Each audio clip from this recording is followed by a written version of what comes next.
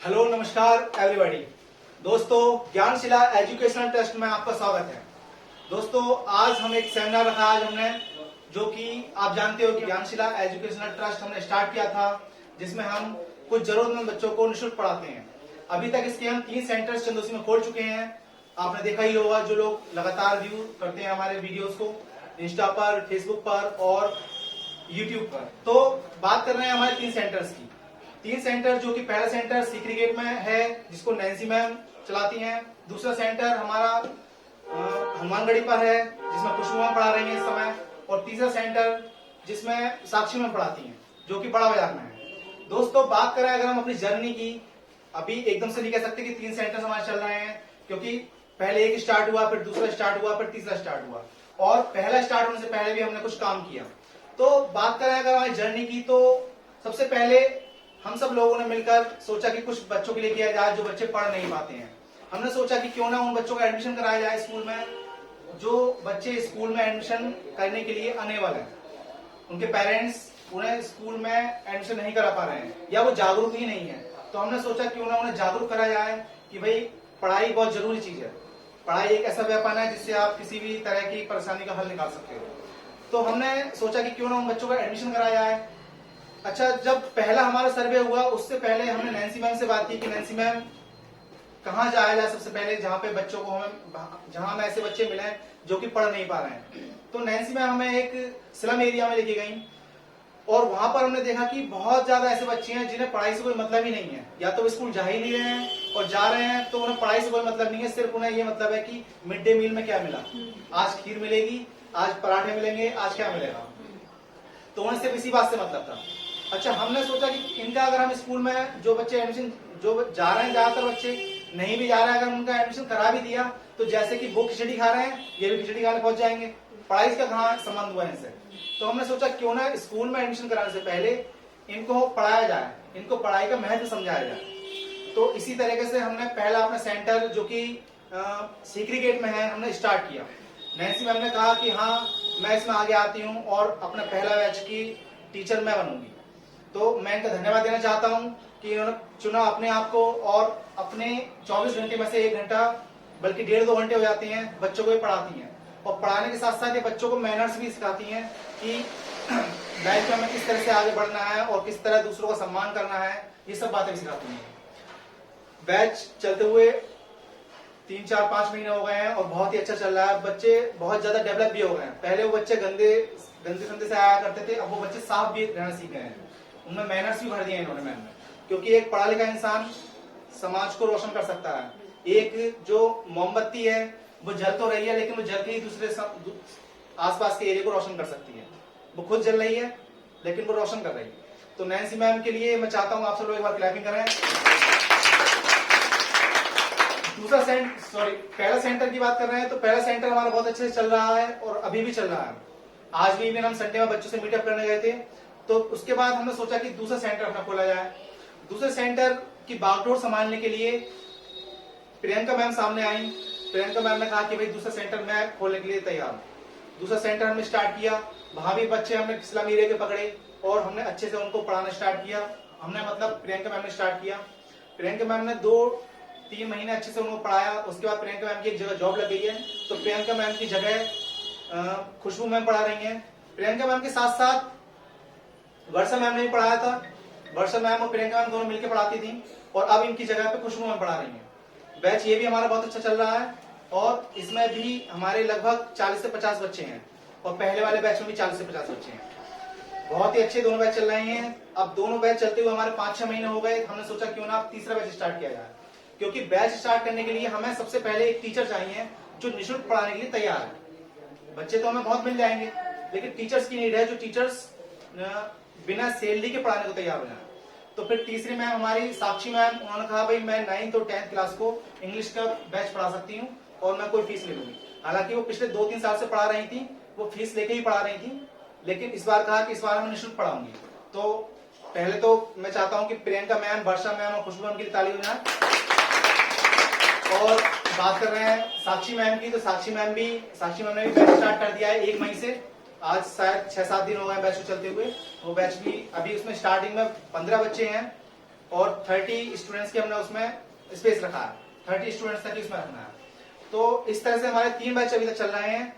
जैसे जैसे आप सब लोग जुड़ते रहोगे ज्ञानशिला से, क्योंकि ज्ञानशिला के मेंबर जब तक जुड़ेंगे नहीं, हमें डोनेशन नहीं मिलेगा, जब तक हम और बैचेस खोल नहीं पाएंगे।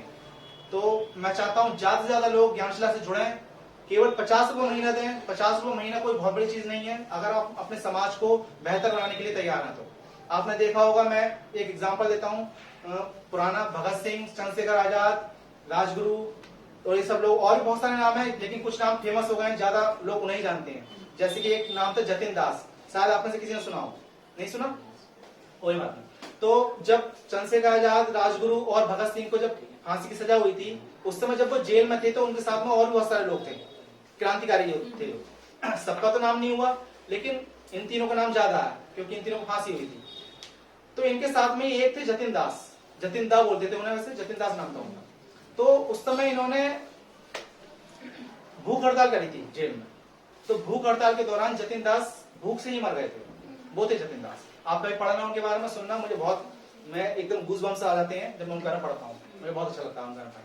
तो इस तरह से ही नाम सबका नहीं हो पाता, लेकिन काम तो बहुत सारे लोग करते हैं। अब जैसा कि आपने देखा होगा कि इस समय हम ज्ञानशिला को चला रहे हैं, आप सबने वीडियोस देखी होंगी, वीडियोस में आपने कुछ खास चेहरे देखे होंगे, ज्यादा से ज्यादा आपने 8, 10, 15 चेहरे देखे होंगे। लेकिन ज्ञानशिला केवल इन 15 लोगों की नहीं है, ज्ञानशिला में बहुत मेंबर है, वो सब भी काम कर रहे हैं। नाम केवल चंद्रशेखर आजाद, भगत सिंह, राजगुरु, गांधी जी, जवाहरलाल नेहरू, इन सब का नाम हो गया, लेकिन आजादी हमें केवल इन्होंने ही नहीं दिलाई है। आजादी के लिए बहुत सारे जवानों ने अपनी जान जोखिम में डाली है, मरे भी हैं और काम भी किया है। तो ऐसे ही ज्ञानशिला में भी हम समाज को बेहतर बनाने के लिए काम कर रहे हैं। जैसे कि आपने देखा होगा कि पढ़ाई का एक तरीके से दुकान सी चल रही है, जगह जगह भाई इतने रुपए फीस, इतने रुपए। स्कूल में सबसे ज्यादा होता है, ट्यूशन में तो चलो टीचर पढ़ा रहा है, क्वालिटी दे रहा है। ट्यूशन में तो चलो मान सकता हूँ कि भाई मैं 500 रुपए ले रहा हूँ, मैं 1000 रुपए ले रहा हूँ, 1500 ले रहा हूँ, तो एक क्वालिटी दे रहा हूँ, बच्चे को क्वालिटी मिल रही तभी बुरा हुआ। लेकिन स्कूल में जो चोर बाजारी हो रही है, और स्कूल के साथ साथ वो बुक सेलर वालों से कहते हैं कि भाई बुक्स हर साल बदलेंगी, ये बुक्स आपको ये बेचनी है, इतने की बेचनी है, ये मुझे बहुत बुरा लगता है। तो हमें देश की इस बुराई है, इसको दूर करना है। उसी के लिए हम सबने मिलकर लाइब्रेरी भी स्टार्ट की है, जहाँ पे आप दे सकते हैं इतने सारे बुक्स हैं, जो कि अगर आपके घर पे कोई बुक्स एक्स्ट्रा पड़ी हो, इसकी अब आपको नीड नहीं है, तो वो आप यहाँ पे लाके रख सकते हो, और किसी को भी कोई बुक्स चाहिए तो यहाँ से ले आ सकते हो। ये बिल्कुल निःशुल्क है आप सभी के लिए। मैं चाहता हूँ आप इसका सदुपयोग उठाओ। Thank you so much. और मैं चाहता हूँ कि निकुंज मैम आए और 2 शब्द कहें प्लीज।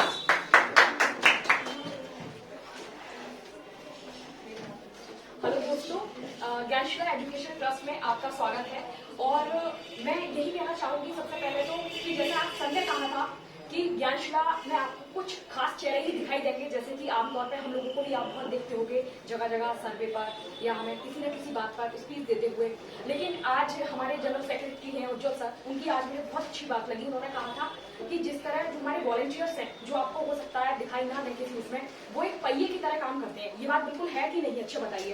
अगर वो नहीं होंगे, और दूसरे हैं हमारे डोनेटर्स, जो कि हमारे ज्ञानशिला को रन करने के लिए जो डोनेशन आता है, वो तो बहुत ही बड़े पिलर्स हैं। जैसा कि आप जानते हैं, हम जगह जगह सर्वे करते हैं, हम अपने मेंबर जोड़ रहे हैं, तो इसका सबसे बड़ा लक्ष्य ये भी है कि हमारे पास ज्यादा से ज्यादा फंड आए, जिससे हम बहुत ज्यादा अच्छी क्वालिटी में एजुकेशन दे पाएं, हम लोगों तक, ऐसे बच्चों तक पहुंच पाएं जिन्होंने किताबों के बारे में अभी सुना तक नहीं है, वो ये तक नहीं जानते कि अच्छा ऐसा कुछ भी होता है। तो हमारा सेंस यही है कि हम ज्यादा से ज्यादा उन बच्चों तक रीच आउट कर पाएं जो आर्थिक रूप से कमजोर हैं, जिन्हें शिक्षा की बहुत ज्यादा जरूरत है। तो जब हम ये चीज लेके गए थे, भाई मालदार बच्चा कहीं भी पढ़ लेता है और गरीब बच्चा कहीं नहीं पढ़ पाता है, तो हमें ऐसे लोग भी मिले सामने कि कोई गरीब नहीं है, सब बहुत रिच होते हैं, कोई पढ़ना नहीं चाहता है, कोई अपने आप को गरीब नहीं दिखाना चाहता है। तो हमने अपनी चीज ये नहीं कह रहे हैं कि हम गरीबों के लिए है या अमीरों के लिए, हम ये कह रहे हैं कि कोई जरूरतमंद बच्चा है और उसे पढ़ाई की जरूरत है, पैसा हो या ना हो, तो वो हमारे पास आकर निःशुल्क पढ़ाई कर सकता है। ये चीज है हमारे एनजीओ की। और एक चीज मैं यहाँ पे बहुत इंपॉर्टेंट ऐड करना चाहूंगी। जैसा कि आप जानते हो कि एनजीओ का मतलब है नॉन गवर्नमेंटल बॉडीज, यानी कि हम सब लोग, हमारे जो मेंबर्स हैं, वॉलंटियर्स हैं, और भी जो लोग मदद करते हैं, लेकिन अपने आप को हमेशा ये दिखाते हैं कि हम अननोन हैं, हमारा नाम मत दिखाना, इस तरह। तो ये सारे जो लोग होते हैं, इनसे हमें फंड आता है, इन सबकी मदद से ही एनजीओ रन होता है। तो हम चाहते हैं गाइस कि हमसे, हमारी जो वीडियो देख रहे हैं आप लोग, प्लीज ज्यादा से ज्यादा लोग हमसे जुड़े और भी आप किसी को बता सकें तो वो भी हमसे ऐड हो जाए। हमारा एक ही बस लक्ष्य है कि एजुकेशन, यानी कि जो हमारा मिशन है वो यही है, फ्री एजुकेशन। यानी कि हम ये नहीं कर रहे हैं कि कोई हम किसी को उसको बंद करा रहे हैं, किसी के मन में ये हो, क्योंकि हमें एक दो जगह से ऐसी चीज मिली थी कि अच्छा आप लोगों के धंधे बंद कराना चाह रहे हो, ऐसा कुछ। तो हम किसी के धंधे को टारगेट नहीं कर रहे हैं, हम इतना कह रहे हैं कि कोई अगर जरूरतमंद बच्चा है तो उस तक एजुकेशन पहुंचे, ये हमारा मिशन है बस इस चीज को। और एक चीज और मैं यहाँ पे बताना चाहूंगी कि ऐसा नहीं है कि हमारी गवर्नमेंट एजुकेशन के बारे में कुछ नहीं कर रही है, वो बहुत कुछ करती है। आपने देखा होगा, अगर आप गूगल पे सर्च करोगे तो बहुत स्कीम्स हैं, राज्य को भी बताती हैं ऐसे कीजिए, फिर ब्लॉक लेवल पे भी आती हैं, टीचर्स पे भी आती हैं, गवर्नमेंट टीचर ब्लॉक्स, ये सारे आपने देखा होगा, पूरा सिस्टम है, उन तक भी आती हैं। तो फिर हम लोगों को आना क्यों पड़ा है? क्योंकि आप ऊपर से लेके नीचे तक का पूरा ये देखते हो कि धीमे धीमे चीजें ऐसी होती है कि गवर्नमेंट इतना पैसा देती है, लेकिन एक बच्चे तक आने में वो किताब ही नहीं पहुंच पाती है। पैसा बहुत आता है, लेकिन अगर ये चीज हो रही है, अगर हम ऐसे छोड़ देते हैं कि अरे गवर्नमेंट कर रही है, हम क्या करें, नहीं पहुंच पा रही, तो गाइस क्या देश हमारा नहीं है? अच्छा, मैं आपसे प्रश्न पूछती हूँ, क्या देश हमारा नहीं है? क्या समाज हमारा नहीं है? या बच्चे हमारे नहीं है? बताइए। तो अगर आपको ऐसा लगता है कि बातें नहीं, सब चीज हमारी है, तो फिर हमें आगे आना चाहिए या नहीं? प्लीज ये बात जरूर कॉमेंट में बताएं। और मैं यही कहना चाहूंगी और यही अपनी गाड़ी को काम देती हूँ। धन्यवाद।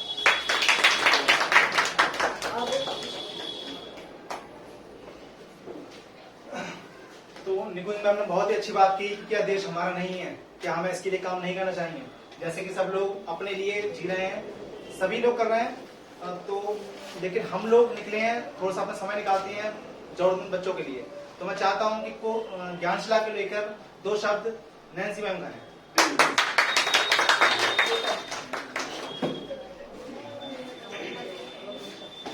Good evening all of you. Thank you so much, आपने उस लायक मुझे समझा कि मैं टीचिंग के प्लेटफॉर्म पर उतर जाऊँ।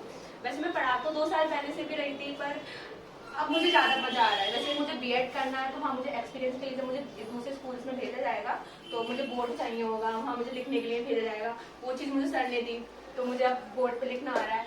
और अर्निंग तो मैं कर रही हूँ अलग से, लेकिन कुछ जो अब मेरे पास जो स्टूडेंट्स हैं जिनको मैं पढ़ा रही हूँ, जरूरी नहीं है उनसे मुझे पैसा ही मिले, उनके स्माइल से मुझे लाखों रुपए मिलते हैं। जो बच्चे मुझे स्माइल करते हैं और इतनी प्यारी प्यारी सी इतनी इज्जत करते हैं। और सबसे अच्छा, सबसे मैंने उन्हें बताया है कि शिक्षा का मंदिर स्कूल होता है, तो वो मेरे घर को ही मंदिर मानने लगे हैं। सबसे अच्छा तो मुझे शिक्षा का लगता है। वो चौखट को मेरी छू के आते हैं, मुझे भगवान से मन मांगते हैं, और उनके जो पेरेंट्स हैं वो मुझसे मिलने आते हैं, दीदी बेटा बहुत अच्छा काम कर रही हो, आगे बैठ जाते हैं, मेरी बातें सुनते हैं। और घर पे भी बच्चे बताते हैं कि दीदी, दादी पूरे दिन नैन्सी दीदी नैन्सी दीदी नैन्सी दीदी। इतनी ज्यादा खुशी होती है मुझे इन सारी चीजों से। तो पैसा सब कुछ नहीं होता, सम्मान, इज्जत, ये भी बहुत कुछ होता है। तो मैं चाहूंगी कि आप लोग भी आगे बढ़े और ज्ञानशिला में आए। Thank you so much. बहुत बढ़िया नैन्सी मैम, बहुत अच्छा पढ़ाती हैं ये। इवन मैं कई बार इनके सेंटर पे जाके देख चुका हूँ, बच्चों को बहुत प्यार समझाती हैं ये, और ये बिल्कुल भी माइंड नहीं करती। बच्चे नन्हे नन्हे बच्चे होते हैं, इनके घर में इधर से उधर भागते रहते हैं। बाकी कई पेरेंट्स ऐसे होते हैं जो कुछ बच्चे आते हैं, छूते हैं तो उन्हें परेशानी होती है। ये और इनकी मदर, इनके भाई, इनके फादर कभी भी परेशानी नहीं होते। हम सब लोग इवन जाते हैं, हमें अपना घर जैसा लगता है बिल्कुल। तो मैं चाहता हूँ कि हर कोई अपना जो नेचर है वो ऐसा बनाए जैसे कि इनकी फैमिली का। मुझे इनकी फैमिली का नेचर बहुत पसंद है। और कोई कुछ कहना चाहता है ज्ञानशिला के बारे में? Yes please, Vanshika ma'am please come on stage.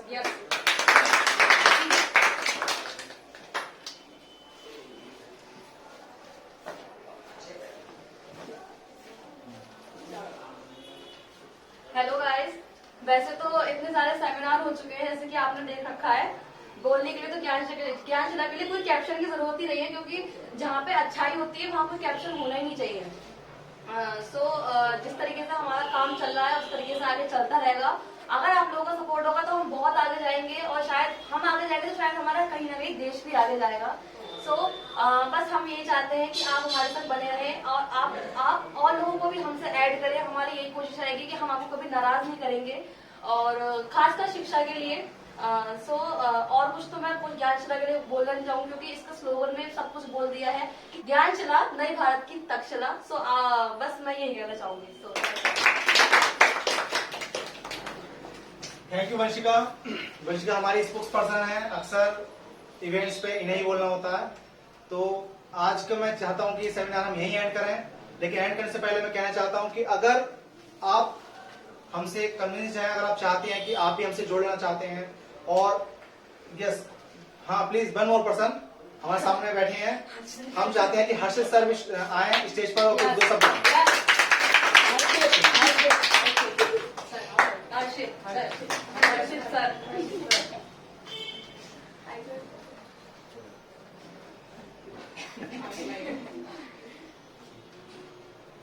Good evening to all.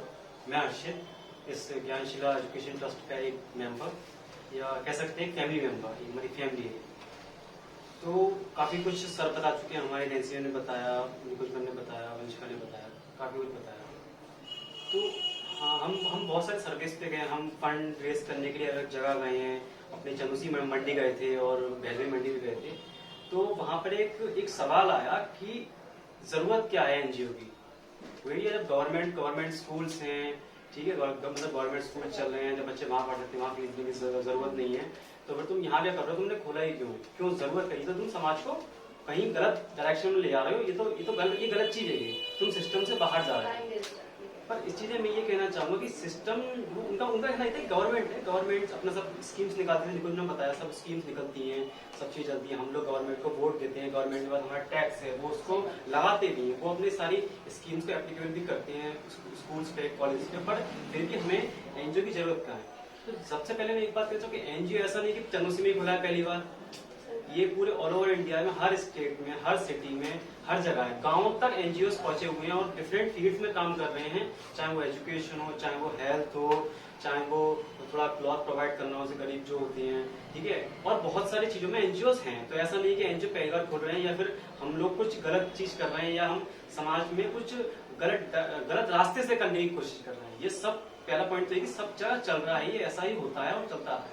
दूसरा मैं चाहूंगी गवर्नमेंट सपोर्ट करती है, सब ऑर्गेनाइजेशन होती है, उसके साथ साथ पब्लिक का भी क्या कहती है, जब इस देश की पब्लिक है, हम सब जनता है, तो हमारा भी कुछ ना कुछ एक दायित्व बनता है कि हम इस देश के विकास में एक अपना हाथ हम बटाते हैं अपना हाथ, क्या कहते हैं, अपनी जॉब्स के थ्रू अपने जो टैक्स पे करते हैं। और उसके साथ साथ एक एडिशनली एक कहते हैं पढ़ने के लिए बच्चा एक्स्ट्रा मेहनत करता है कि बच्चा अगर 12th में है तो उसको किसी एग्जाम अगर क्रैक करना है तो उसको एक एक्स्ट्रा मेहनत करनी पड़ेगी, ठीक है। उसी प्रकार से ये भी एक तरह का एक एक्स्ट्रा हैंड है। अब एनजीओ में पार्ट लेके, एनजीओ में एज ए डोनेटर बन के, वॉलंटियर बन के, पार्ट लेके, टीचर बन के आप यहाँ पे एक देश की ग्रोथ में, बच्चों की ग्रोथ में आप एक अपना एक्स्ट्रा हैंड दे रहे हैं। और बात रही गवर्नमेंट की, गवर्नमेंट स्कूल से दीजिए, तो हमको पता है वो है, उनमें सब स्कीम सब कुछ है, पर कहीं ना कहीं हमको ये भी रियलिटी पता है कि काफी सारी सही नहीं है। मैं ज्यादा बोलना नहीं चाहूंगा, सब इतने समझ मैं क्या कहना चाह रहा हूँ कि गवर्नमेंट स्कूल में हर चीज उतनी अच्छे से नहीं है, सारी स्कीम्स में कुछ ना कुछ ऑब्स्टेकल्स होते हैं बीच में, तो उससे ओवरकम करने के लिए भी हम काम आते हैं। जैसे कि सर ने बताया कि बहुत से बच्चे स्कूल में तो एडमिशन करा देंगे हम उनका, पर बात तो वही रह जाएगी, वहां भी जाकर वो वही करेंगे जो और बच्चे करें। गवर्नमेंट स्कूल का एग्जाम्पल लें, जो कुछ गवर्नमेंट स्कूल अब भी ऐसे हैं, काफी सारे बेटर भी हुए हैं और कुछ अभी भी ऐसे, वहां पे जाके वो वही करेंगे कि वही खाना खाएंगे, वो जो मिड डे मील होती है, और थोड़ा बहुत पढ़ेंगे या वो ना भी पढ़ेंगे, मस्ती करके चले जाएंगे। तो उसी जगह हमारा एनजीओ काम आता है, उसी जगह जो हमारे बैचेस चल रहे हैं वो काम आते हैं। अभी हमारे 9th-10th के बैचेस भी स्टार्ट हुए हैं, अभी कहते हैं जिसमें हमारी साक्षी हम पढ़ा रही है इंग्लिश, जिसमें इंग्लिश स्टार्ट हुई है, और आगे बढ़ने वाली टाइम में हम 11th-12th और मतलब 9th-10th की मैथ्स और वैरायटी ऑफ सब्जेक्ट्स को भी इंट्रोड्यूस करेंगे। और अभी हमारे एक एनजीओ के मेंबर है जिनका नाम है साहिल, ठीक है। साहिल ने अभी एक चीज बताई थी, वो बताई थी ट्रांसजेंडर्स के, कि हम लोग कर रहे हैं, सब लोग करते हैं कि यार बच्चों के लिए करना चाहिए हमें, कि हमें गर्ल्स के लिए करना चाहिए। और मैं कहना चाहूँगा इन सबसे ज्यादा जो बुरी हालत में है, जो जिनको कुछ ज्यादा मिलता है, जिनकी हालत बहुत ही दरिद्र है, वैसे एक वर्ड में कहूँ तो वो है ट्रांसजेंडर्स। उनको कहीं से सपोर्ट नहीं, उनको सोसाइटी से सपोर्ट नहीं, उनके साथ कोई बैठना भी पसंद नहीं करेगा, तो एक्सेप्ट वो समाज में उतनी एक्सेप्टेबल है। हाँ, अब मैं बोल रहा हूँ अब काफी हद तक हम आगे बढ़ रहे हैं, बहुत सारे ट्रांसजेंडर्स अपनी कंपनियां स्टार्ट कर रहे हैं और काफी मतलब बिजनेस में ग्रो कर रहे हैं, पर अब भी ये टैबू है इंडिया में ट्रांसजेंडर्स। तो आने वाले टाइम में हम उनके लिए भी उनकी एजुकेशन एजुकेशन के लिए भी हम आगे बढ़ेंगे और मतलब जैसा मतलब उनको काफी हम अपने जो हमारी बैचेस होंगे हम वहाँ भी समझाएंगे कि ये चीज एक्सेप्टेबल है, वो भी एक ह्यूमन है, हम उनको ह्यूमन की तरह देखें बजाय कि वो कुछ अलग है, वो हमारी तरह एक ह्यूमन है, हमारी तरह बोलते हैं, खाते हैं, पीते हैं, चलते हैं। तो इस चीज के लिए इस पॉइंट को रखने के लिए मैं साहिल का बहुत ज्यादा थैंक यू करना चाहूँगा कि उन्होंने ये पॉइंट रखा। तो बस मैं इतना ही बोलना चाहूंगा और हमारे एनजीओ में जुड़िए और हमें स्ट्रांग बनाइए, देश को ग्रो कराइए और बच्चों का साथ दिए। Thank you. हमेशा की तरह हर्षित ने इस बार भी बहुत ही अच्छे पॉइंट्स रखे और बहुत ही अच्छे से हर एक चीज को एक्सप्लेन किया। इसी के साथ इस सेमिनार का हम यहाँ एंड अप करते हैं। अगर आपको किसी भी तरह का कोई क्वेरीज हो, कुछ भी आपको पूछना है, आप कमेंट्स में पूछ सकते हैं। आपको हमारा फोन नंबर भी इस पे डिस्क्रिप्शन बॉक्स में मिल जाएगा। Thank you so much.